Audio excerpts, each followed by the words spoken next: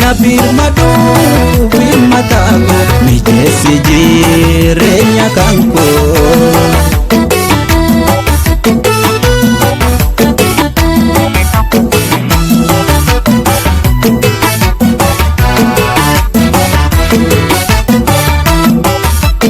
situ bare jena ume jiru adunya tanarati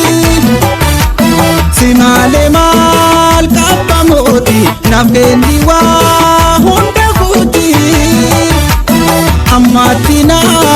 ran kursisi jirenya ko gammachisi amatina ran kursisi jirenya ko gammachisi situra ko nama basa ansiti yaate gofta hojjate akana mati mavojela mucho tati ya Rabbi na fika basi jirenya ko gammachisi ya Rabbi na fika basi akaka be olna kasi arkau kabesi tibohe arjana ma mutohe mote dunya hunda mote ya Rabbi ansiti dese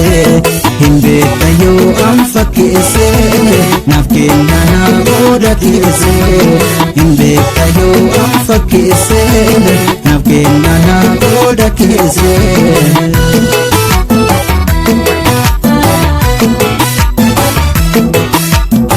Wallona jesi ya Rabbi sitidese ya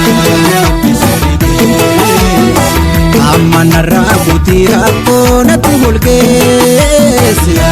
Rabbi sitidese adda borun darba abdinu jajabese ya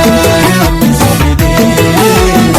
sibir mata duga kana fansitidese ya Rabbi alla lirrakoti najesi siballoti narran tursisi ni nafken namu maguti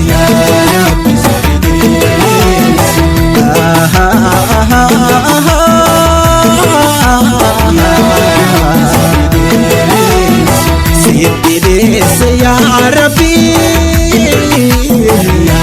Rabbi sitidese ya Rabbi sitidese ya Rabbi sitidese ya Rabbi sitidese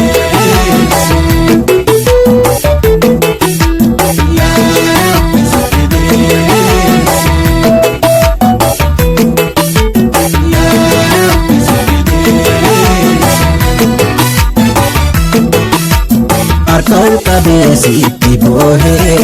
arjana ma mutohe mote dunya hunda mote ya Rabbi ansiti dese himbe tayo amfakese nafkena na oda kese himbe tayo amfakese nafkena na oda kese